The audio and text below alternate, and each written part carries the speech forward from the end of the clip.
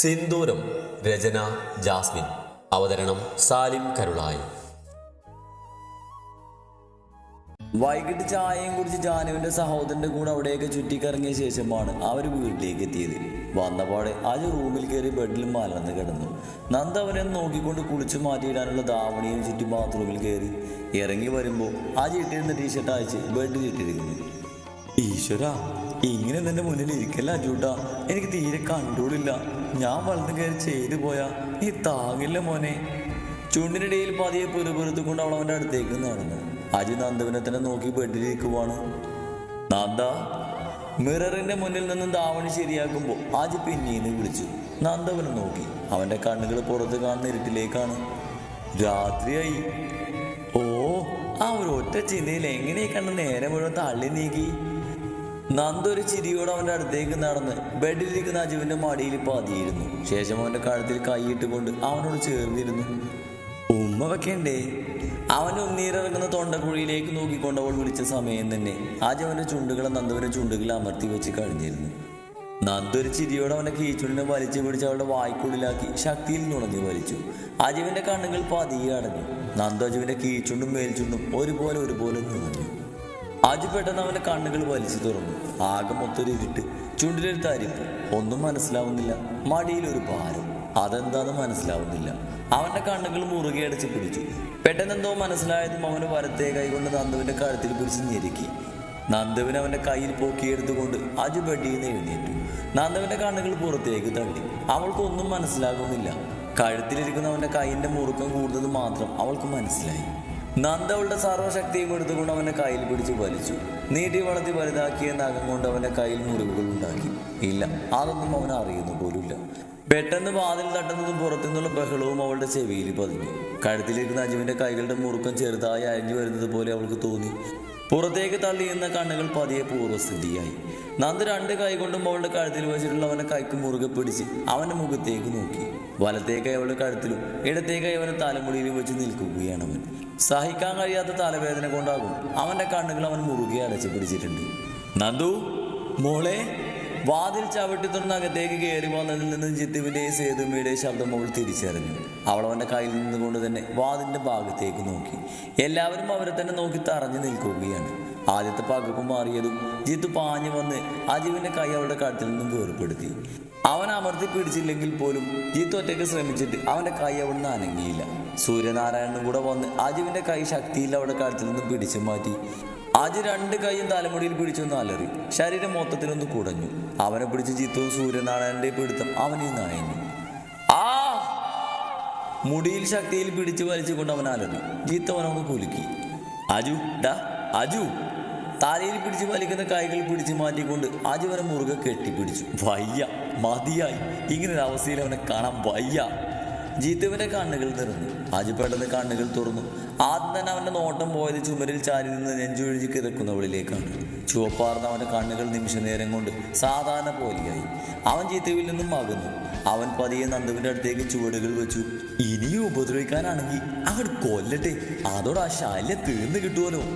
പത്മാവതി പാർവതിയുടെ ചെവിയിൽ പറയുമ്പോൾ അത് തന്നെയായിരുന്നു അവിടെയും ഭാവം. എന്നാൽ അജു വീണ്ടും നന്ദുവിൻ്റെ അടുത്തേക്ക് പോകുന്നത് കണ്ടതും ജിത്തു അവനെ തടഞ്ഞു. അജു ഡാ വേണ്ടടാ, ഇനി അവൾ ഉപദ്രവിക്കില്ലടാ, അവൾ ചത്തുപോകൂടാ. നന്ദുമോളെ ഓടിക്കോ, എങ്ങോട്ടെങ്കിലും പോ. അവൻ്റെ കയ്യിൽ അജുവിനെ ഒതുക്കാൻ കഴിയുന്നില്ല. നന്ദുവാണെങ്കിൽ അജുവിൻ്റെ കണ്ണുകളിലേക്ക് തന്നെ നോക്കുവാണ്. നേരത്തെ കണ്ട ചുവന്ന് കലങ്ങിയ മുഖഭാവമല്ല അവന്. വിടറ പുന്നാര മോനെ.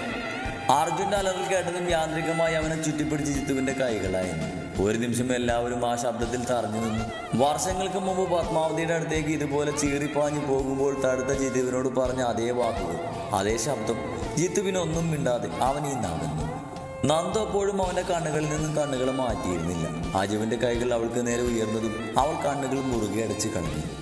കഴുത്തിലൊരു തലോടൽ അറിയുന്നതോടൊപ്പം അവളുടെ ചെവിയിലൊരു ഞെരുക്കവും കേട്ടു. നന്ദ കണ്ണുകൾ തുറന്നതും കണ്ടത് അടഞ്ഞു പോകുന്നവൻ്റെ മിഴികളെയാണ്. കഴുത്തിലിരിക്കുന്നവൻ്റെ കൈ അവളുടെ ശരീരത്തിലൂടെ താഴേക്ക് ഊർന്നു പോകാൻ തുടങ്ങിയതും അവൾ അവൻ്റെ കയ്യിൽ പിടിച്ച് വലിച്ച് അവനെ മുറുകെ പിടിച്ചു. പക്ഷേ അവളുടെ കണ്ണുകൾ പോയത് അവൻ്റെ തുടയിടുക്കിൽ കുത്തിവെച്ച ആ വലിയ ഇഞ്ചക്ഷനിലേക്കാണ്. അവൾ കണ്ണുകൾ മുറുകെ അടച്ചു. ഹോസ്പിറ്റലിൽ നിന്ന് കൊണ്ടുവന്ന് അത് ഷെൽഫിൽ തന്നെ വെക്കാൻ തോന്നിയ നിമിഷത്തെ അവൾ വെറുത്തുപോയി. നന്ദു നിറഞ്ഞ കണ്ണുകളോടെ അവളുടെ ദേഹത്തേക്ക് ചാരി നിൽക്കുന്നവന്റെ മുഖത്തേക്ക് നോക്കി. അവന്റെ പാതിയടഞ്ഞ കണ്ണുകൾ അവളിലാണ്. അവന്റെ കണ്ണുകളിൽ നിന്നും മറന്നു വീണ കണ്ണുനീരിനെ അവളുടെ ചുണ്ടുകൾ കവർന്നു. ആ നിമിഷം തന്നെ അജുവിന്റെ കണ്ണുകൾ പൂർണ്ണമായി അടഞ്ഞു. ഏട്ടാ! അവന്റെ ശരീരം അവളുടെ കയ്യിൽ നിൽക്കാതെ വന്നതും അവൾ ജിത്തുവിനെ വിളിച്ചു. ജിത്തുവും കൂടെ അവനെ പിടിച്ചുകൊണ്ട് ബെഡിൽ കിടത്തി. ആരാ ഇഞ്ചക്ഷൻ വെച്ചത്? അവനെ കിടത്തിയ നിമിഷം അവൾ എല്ലാവർക്കും നേരെ തിരിഞ്ഞെന്ന് ചോദിച്ചു. അതാരാണെന്ന് അവൾ കണ്ടില്ലായിരുന്നു. ഞാനാ മോളെ, ഇഞ്ചക്ഷൻ വെച്ച അവൻ ഉപദ്രവിക്കില്ല, മയങ്ങി എണീക്കുമ്പോൾ പഴയ പോലെ ആയിട്ടുണ്ടാകും. സൂര്യദത്തൻ പറയുമ്പോൾ അവൾ തലകുലുക്കി. അവൻ ഉപദ്രവിക്കില്ലായിരുന്നു.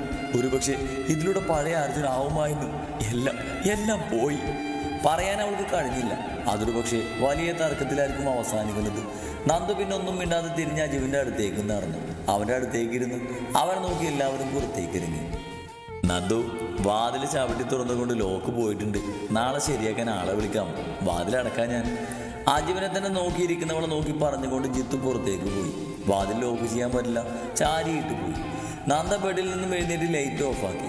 വിയർത്ത് കുളിച്ച് അവൻ്റെ ശരീരത്തിലേക്ക് നോക്കിക്കൊണ്ട് AC-യുടെ തണുപ്പ് കൂട്ടി. ശേഷം പതിയെ പുതപ്പ് കൊണ്ട് അവളുടെ ശരീരം പുതച്ചുകൊണ്ട് അവൻ്റെ അടുത്തേക്ക് കിടന്നു. മലർന്ന് കിടക്കുകയാണവൻ. ഷർട്ട് പൂർണ്ണമായി അവൻ്റെ ശരീരത്തിൽ നിന്നും മറന്നു പോയിട്ടുണ്ട്. നന്ദു പതിയെ അവളുടെ മുഖം അവൻ്റെ നഗ്നമായ നെഞ്ചിൽ വെച്ച് അവൻ്റെ വയറ്റിലൂടെ ചുറ്റിപ്പിടിച്ചുകൊണ്ട് കിടന്നു. അവളുടെ കണ്ണുകൾ നിറഞ്ഞൊഴുകിയിരുന്നു. താടി അവൻ്റെ നെഞ്ചിൽ കുത്തി അവൾ അവൻ്റെ മുഖത്തേക്ക് നോക്കി. എന്തിനാ കരഞ്ഞത്? ഈ കണ്ണുകളിൽ നിന്ന് വന്ന കണ്ണുനീര് അതെൻ്റെ വേദന കണ്ടത് കൊണ്ടാണോ, അതോ എന്നെ വേദനിപ്പിച്ചത് കൊണ്ടാണോ? അജുവിൻ്റെ നന്ദിയാണ് ഞാനെന്ന് അർജുൻ പ്രതാപർമ്മ അംഗീകരിക്കുന്നുണ്ടോ? എനിക്ക് ഒത്തിരി പ്രതീക്ഷകൾ നീ അറിയാതെ തരുന്നുണ്ട്. അവൻ്റെ മുഖത്തേക്ക് നോക്കി പറയുമ്പോൾ അവളുടെ ആ വാക്കുകൾക്ക് കൂട്ടായി അവളുടെ കണ്ണുനീരും അവൻ്റെ നെഞ്ചിൽ വന്ന് പതിച്ചിരുന്നു. ആ രാത്രി നന്ദു ഉറങ്ങിയില്ല.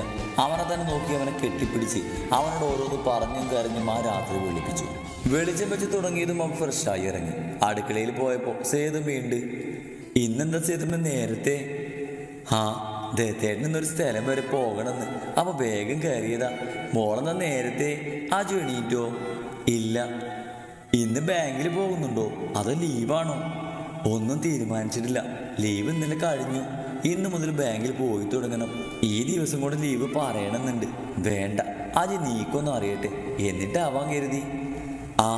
ഞാനിതൊന്ന് ദത്തേട്ടന് കൊടുത്തിട്ട് വരാം. അതും പറഞ്ഞുകൊണ്ട് അവർ പുറത്തേക്ക് പോയി. പലതും ആലോചിച്ച് അവൾ ഓരോന്ന് ചെയ്തുകൊണ്ടിരുന്നു. ഒന്നിനും തോന്നുന്നില്ല. ആകെ മൊത്തം ഒരു ശോകം. നന്ദു വീണ്ടും ഓരോന്നും ചെയ്തുകൊണ്ടിരുന്നു. കുറച്ച് കഴിഞ്ഞപ്പോൾ സേതമ്മ തിരിച്ചു വന്നു. കുറച്ചുകൂടി കഴിഞ്ഞപ്പോൾ വനജേച്ചിയും വന്നു. അങ്ങനെ 3 പേരും കൂടെ ജോലികൾ ചെയ്തുകൊണ്ടിരുന്നു. നന്ദു, മോള് നേരത്തെ എണീറ്റ് അടുക്കളയിൽ കയറണമെന്നൊന്നും ഇവിടെ ആർക്കും നിർബന്ധമില്ല കേട്ടോ. ഇവിടെ ഞങ്ങൾക്കുള്ള ജോലി തന്നെയുള്ളൂ. എനിക്ക് ചെറുപ്പം തൊട്ട് ശീലമായതാ. അത് ഞാൻ ഇപ്പോഴും തുടരുന്നേ ഉള്ളൂ. മോള് അങ്ങനെ തന്നെ ചെയ്യണമെന്നില്ല. സേതമ്മ പറഞ്ഞതിന് അവളൊന്ന് ചിരിച്ചു. വെറുതെ ഇരിക്കുന്ന ശീലം എനിക്കില്ല സേതമ്മേ. എന്തെങ്കിലും ജോലി ചെയ്ത് കഴിക്കുന്നില്ല എൻ്റെ സന്തോഷം. ആ മറുപടിയിൽ പിന്നെ അവനൊന്നും പറഞ്ഞില്ല. അവൾ തീരുമാനിച്ചത് അതാണ്. അതേ നടക്കുമെന്ന് അവർക്കറിയാം. നന്ദ! അജുവിൻ്റെ ശബ്ദം കേട്ടപ്പോൾ അവൾ വേഗം അടുക്കളയിൽ നിന്ന് തിരിഞ്ഞു നടന്നു. മോൾക്ക് എന്ത് പറ്റിയാവോ? ഒരു ഉഷാറില്ലല്ലേ? വനജേച്ചി പറയുമ്പോൾ അവൾ പോകുന്നത് നോക്കി നിന്ന സേതുമ്മയുടെ മനസ്സിലും അത് തന്നെയായിരുന്നു. അല്ലെങ്കിൽ രാവിലെ അവൾ അടുക്കളയിൽ കയറിയാൽ ഒരു ബഹളമാണ്. ഇതിപ്പോൾ ആകെ മൊത്തം ഒരു അലസത, മടുപ്പിക്കും പോലെ. നന്ദ വാതിൽ തുറന്ന് അകത്തേക്ക് കയറിയതും കണ്ടു ബെഡിൽ കമിഴ്ന്ന് കിടക്കുന്നവന്. മുഖം തലയിലേക്ക് പൂഴ്ത്തി വെച്ചിട്ടുണ്ട്. ഒരു ബ്ലാക്ക് പാൻറ് മാത്രമാണ് അവൻ്റെ വേഷം. നന്ദു വാതിൽ ചാരി അവൻ്റെ അടുത്തേക്ക് നടന്നു. ആ കിടക്കുന്നത് അവളുടെ അജുവാണെന്ന് അവൾക്കറിയാം. പതിയെ നടന്നവൻ്റെ അടുത്ത് വന്നിരുന്ന് തലമുടിയിൽ തഴുകി. ഇന്നലെ വരെ മനഃപൂർവ്വം അല്ലെങ്കിൽ കൂടി ആഗ്രഹിച്ചത് നിനക്ക് ഓർമ്മകൾ വരരുതെന്ന, നീ പഴയതുപോലെ ആവരുതെന്ന. എന്നാ ഇപ്പം ഞാൻ ആഗ്രഹിക്കുന്നുണ്ട്, മനമുരുകി പ്രാർത്ഥിക്കുന്നുണ്ട്. നീ പഴയതുപോലെ ആവാൻ, അർജുൻ പ്രതാപവർമ്മയാവാൻ. ഇന്നലെ നിന്റെ കണ്ണുകളിൽ നിന്ന് നടന്നു വീണ കണ്ണുനീര്, ആ മുഖത്തെ വന്യമായ തീക്ഷ്ണതയേറിയ നോട്ടം, അതിൻ്റെയൊക്കെ അർത്ഥം എനിക്ക് അറിയണം. അതുകൊണ്ട് നീ പഴയതുപോലെ ആവണം. ആക്കും ഞാൻ. നന്ദ! കുറച്ചുറക്കിയുള്ള അജുവിൻ്റെ ശബ്ദം കേട്ടതും അവൾ ഞെട്ടിക്കൊണ്ട് അവൻ്റെ മുഖത്തേക്ക് നോക്കി. അവളെ തന്നെ നോക്കി മലന്ന് കിടക്കുകയാണ് അവൾ. നന്ദ ഒരു ചിരിയോടെ അവൻ്റെ കവളിൽ തലോടി. എവിടെയെങ്കിലും വേദനയുണ്ടോ? കവളിൽ നിന്നും അവളുടെ കൈ നെറ്റിയിലേക്ക് പോയി. അവിടെ തലോടിക്കൊണ്ട് അവൾ പതിയെ ചോദിച്ചു. ഇവിടെ വേദനിക്കുന്നുണ്ട്. വേദനിക്കുമല്ല, കടയുന്ന പോലെ. അവൻ്റെ തുടയിൽ തലോടിക്കൊണ്ട് അവൻ പറയുമ്പോൾ നന്ദ അവിടെയൊന്ന് തലോടി. സൂചി വെച്ച ഭാഗമാണ്. അവളൊന്നും മിണ്ടിയില്ല. പാനിൻ്റെ പുറത്തുകൂടെ പതിയെ തലോടി. നന്ദക്കനോട് പിണക്കാണോ? അവളുടെ സങ്കടം തിങ്ങി നിറഞ്ഞ മുഖത്തേക്ക് നോക്കുവാൻ ചോദിക്കുമ്പോൾ അവൾ സംശയത്തോടെ അവനെ നോക്കി. ഇന്നലെ എനിക്ക് ഉമ്മ വെക്കാൻ പറ്റിയില്ലല്ലോ, അതുകൊണ്ട് എന്നോട് പിണങ്ങിയിരിക്കുവാണോ? ഞാൻ നോക്കിയതാ, എനിക്ക് പറ്റുന്നുണ്ടായിരുന്നില്ല. പക്ഷെ നന്ദ തന്നല്ലോ, നല്ല രസമുണ്ടായിരുന്നു.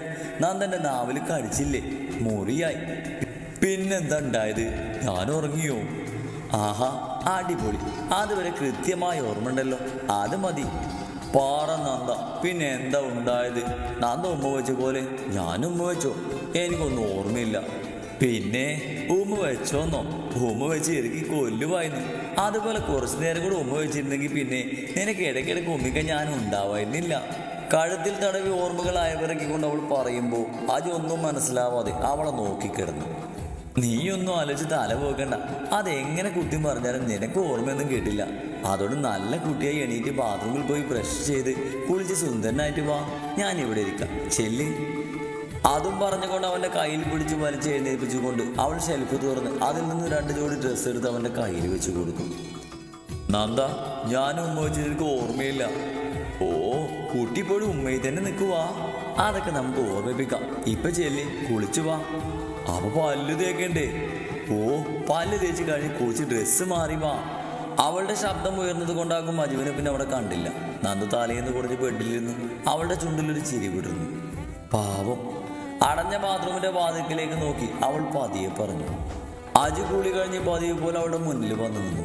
അവൾ തലയൊക്കെ തോർത്തി കൊടുത്ത് ടീഷർട്ടൊക്കെ ഇട്ട് കൊടുത്ത് സെറ്റാക്കി. വാ, ഇവിടെ ഇരിക്ക്, എനിക്ക് കുറച്ച് കാര്യങ്ങൾ പറയാനുണ്ട്.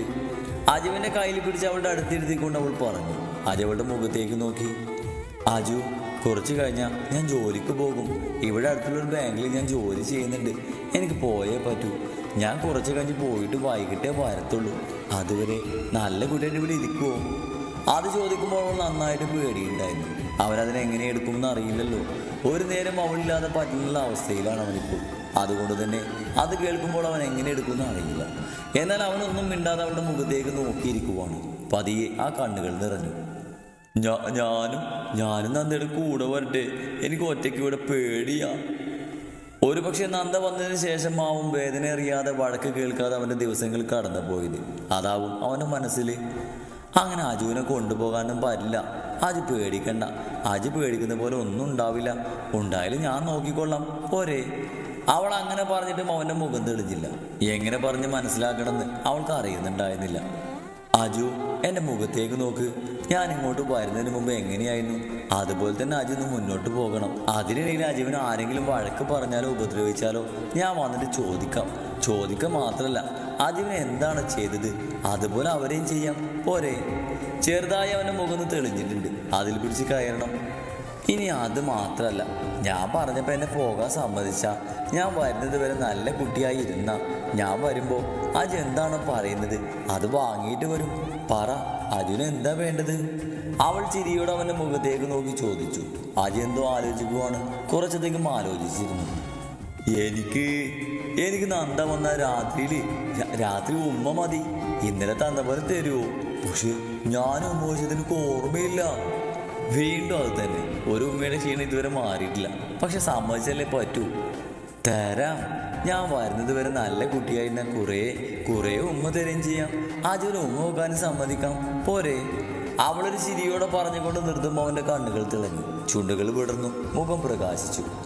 ഓ, എൻ്റെ അജു, നിന്നെ ഉണ്ടല്ലോ, വാ നമുക്കൊന്ന് കെട്ടിപ്പിടിക്കാം. പറഞ്ഞതേ ഓർമ്മയുള്ളൂ. അവൻ്റെ 2 കൈകളും അവൾ വരിഞ്ഞു മുറുക്കിയിരുന്നു. നന്ദൊരു ചിരിയോടെ അവനെ തിരിച്ചു മുറുകെ പുണർന്നു. പതിവ് പോലെ തന്നെ നന്ദുവും അജുവും ഒറ്റയ്ക്ക് ഇന്ന് ബ്രേക്ക്ഫാസ്റ്റ് കഴിഞ്ഞു. അത് കഴിഞ്ഞ് അജുവിനെ കൂട്ടി റൂമിൽ വന്നു. അവനക്ക് വലിയ സന്തോഷമൊന്നുമില്ല. ആകെ വാടിക്കൊഴിഞ്ഞിരിക്കുവാണ്. നന്ദു ബാത്റൂമിൽ കയറിയ സമയം അവൻ ബെഡിലേക്ക് കിടന്നു. ബാത്റൂമിൽ നിന്നും ഇറങ്ങി വരുന്നവളെ അജു കണ്ണെടുക്കാതെ നോക്കിക്കിടന്നു. ഒരു പാവാടയും ബ്ലൗസും മാത്രമാണ് വേഷം. മുടിയെല്ലാം മുകളിലേക്ക് വാരിക്കെട്ടി സാരി കയ്യിൽ പിടിച്ചാണ് വരവ്. അവനെ നോക്കിയ ശേഷം കണ്ണ് ചിമ്മിയവൾ. അവൻ്റെ നോട്ടം അവളുടെ വയലിലേക്ക് പോയി, ആഴത്തിലുള്ള ചെറിയ പുക്കിൾച്ചുടിയിലേക്ക്. ചുണ്ടിലൊരു ചിരിയുമായി നന്ദപുരം തന്നെ നോക്കി അവൻ ആ ബെഡിൽ കിടന്നു. അവൾ സാരി ഉടുക്കുന്നതും മുടി കെട്ടുന്നതും മുഖത്ത് ഓരോന്നും ചെയ്യുന്നതുമൊക്കെ അവൻ കൗതുകത്തോടെ നോക്കി ബെഡിൽ അങ്ങനെ കിടന്നു. എങ്ങനെയുണ്ട്? എല്ലാം കഴിഞ്ഞ് അവന് നേരെ തിരിഞ്ഞുകൊണ്ട് അവൾ ചിരിയോടെ ചോദിച്ചു. അജു ഒന്ന് ചിരിച്ചു. സുന്ദരിയായിട്ടുണ്ട്. ആ ചിരിയോടെ തന്നെ അവൻ പറഞ്ഞു. ശേഷം ബെഡിൽ നിന്ന് എഴുന്നേറ്റിരുന്നു. നന്ദ അവൻ്റെ അടുത്തേക്ക് നീങ്ങിയിരുന്ന് അവനെ നെറ്റിയിൽ അമർത്തി മുത്തി. അജു വിടുന്ന കണ്ണുകളോട് അവളുടെ മുഖത്തേക്ക് നോക്കി. എന്നെ ഇവിടെ ഇരുന്നോട്ടോ, അല്ലെങ്കിൽ താഴെ പോണോ? അവന് വേണ്ടെന്ന് തലയാട്ടി. നന്ദവനെ കെട്ടിപ്പിടിച്ചു. ബെഡിൽ ഇരുന്നു കൊണ്ട് തന്നെ അജു അവളുടെ മാറിലേക്ക് അമർന്നു. പതിവില്ലാതെ അജു കവിളമർത്താതെ അവന്റെ ചുണ്ടുകൾ അവിടെ അമർത്തി. നന്ദു പെട്ടെന്ന് അവന്റെ മുഖം പിടിച്ചു വരുത്തി. അജു ഒന്ന് ചിരിച്ചു കൊടുത്തു. എന്താണ്, വേണ്ടാത്ത കൂർമൊന്നും കാണിക്കല്ലോ, പിന്നെ നീ എന്നെ താങ്ങില്ല. ഒരു ചിരിയോടെ നന്ദു പറയുമ്പോൾ അവൻ വീണ്ടും അവളുടെ മാറിലേക്ക് ചാരി അവളുടെ ഇടുപ്പിലൂടെ കൈയിട്ട് കെട്ടിപ്പിടിച്ചു. നന്ദ പോവണ്ട, ഞാൻ ഒറ്റക്കാവും, എനിക്ക് പേടിയാ. അയ്യോടാ, അങ്ങനെ പറഞ്ഞൂടാ, ഞാൻ വേഗം വരില്ലേ, വന്നിട്ട് നമുക്ക് കുറെ ഉമ്മ നോക്കേണ്ടേ? വേണം. അയ്യ, എന്താ ചിരി? എന്ന നല്ല കുട്ടിയായി എന്നെ പോകാൻ സമ്മതിക്കണം. അങ്ങനെ സമ്മതിച്ചാ അജി പറയുന്നൊക്കെ ഞാൻ കേൾക്കും, പോരെ? മുഖം തെളിഞ്ഞില്ലെങ്കിലും മൂളി. അത് മതി. എന്നാ ഞാൻ പോട്ടെ, വൈകിട്ട് കാണാട്ടോ. അവന്റെ മുഖം പിടിച്ചു നിർത്തി അവന്റെ ചുണ്ടിൽ നമർത്തി മുത്തിക്കൊണ്ട് ടേബിളിൽ വെച്ച് എന്റെ ബാഗും എടുത്ത് അവൾ അവനെ തിരിഞ്ഞു നോക്കാതെ പുറത്തേക്ക് നടന്നു. നന്ദു പോകുന്നു നോക്കി ബെഡിലിരിക്കുന്നവന്റെ കണ്ണുകൾ നിറഞ്ഞൊഴുകി. ആ കരച്ചിലോടെ കൂടി തന്നെ അവൻ ബെഡിലേക്ക് കിടന്നു. ഹലോ. പിന്നിൽ നിന്ന് നന്ദയുടെ ശബ്ദം കേട്ടതും രാവണിയും പത്മാവതിയും പാർവതിയും സേതുവും ജാനുവും വനജയൊക്കെ തിരിഞ്ഞു നോക്കി. തോട്ടിൽ നിന്നും പിടിച്ചു കൊണ്ടുവന്ന മീന് വനജേച്ചി തിരിഞ്ഞു പിടിച്ച് മാറ്റി വെക്കുന്നത് നോക്കി അഭിപ്രായം പറയുവാണില്ല. എല്ലായിടത്തേക്കും കൊടുക്കാൻ വേണ്ടി പാത്രത്തിലാക്കുവാണ്. ഇവളെങ്ങോട്ടാ മാറ്റി രമ്പിയായിട്ട്? പാർവതി പത്മാവതിയുടെ ചെവിയിൽ പതിയെ ചോദിച്ചു. നന്ദു രാവണിക്കും പത്മാവതിക്കും പാർവതിക്കും നേരെ തിരിഞ്ഞു.